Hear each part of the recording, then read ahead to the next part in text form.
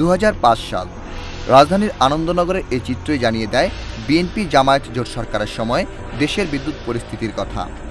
সন্ধ্যা নামতেই রাজধানীর অনেক এলাকায় সৃষ্টি হতো ভুতুরে পরিবেশ, আর প্রত্যন্ত অঞ্চলে এই চিত্র ছিল আরও ভয়াবহ। এমনই পরিস্থিতিতে 2009 সালে সরকার পরিচালনার দায়িত্ব নেয় বাংলাদেশ আওয়ামী লীগ নেতৃত্বাধীন মহাজোট সরকার। 2021 সালের মধ্যে সবার জন্য বিদ্যুৎ নিশ্চিত করতে বিদ্যুৎ উৎপাদনের লক্ষ্যমাত্রা হবে 20,000 মেগাওয়াট। নির্বাচনী ইশতেহারে ঘোষিত বিদ্যুৎ উৎপাদনের লক্ষ্যমাত্রা অর্জনে দায়িত্ব গ্রহণের পরপরই সরকার গ্রহণ করে স্বল্প, মধ্যম ও দীর্ঘমেয়াদী পরিকল্পনা। জানুয়ারি 2009 হতে 2012 পর্যন্ত স্থাপন করা হয় নতুন 51টি বিদ্যুৎ কেন্দ্র। পরিসংখ্যান অনুযায়ী বর্তমানে সারা দেশে বিদ্যুৎ কেন্দ্রগুলোর উৎপাদন ক্ষমতা 8,315 মেগাওয়াট, আর বর্তমানে চাহিদা 6,600 মেগাওয়াট। জ্বালানি সরবরাহ স্বল্পতা সত্ত্বেও বিদ্যুতের বর্তমান উৎপাদন 5,700 হতে 6,000 মেগাওয়াট।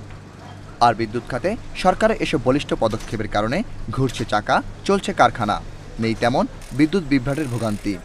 এছাড়া গত 3 বছরে বিদ্যুতের গ্রাহক সংখ্যা বেড়েছে 24 লাখ।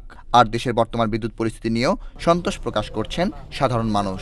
রাত্রেবেলা চুল কাটতে পারি না, এখন রাত্রেবেলা চুল কাটতে পারি, রঙিন টিভি দেখতে পারি, কম্পিউটার চালাতে পারি। তো আমাদের রান্না বাড়া কোনো কাজেই আমাদের সমস্যা হইতেছে না। কারেন্ট এখন ঠিকমতো থাকে। আগে অনেক যাইতো, কিন্তু এখন আর যায় না। কারেন্টে কোনো সমস্যা না, আগে সমস্যা হইতো, কিন্তু সমস্যা হইতেছে না। সরকারের এ ধারাবাহিকতা অক্ষুণ্ণ রাখা গেলে দেশের বিদ্যুৎ চাহিদা মেটানো আজ শুধু সময়ের অপেক্ষা।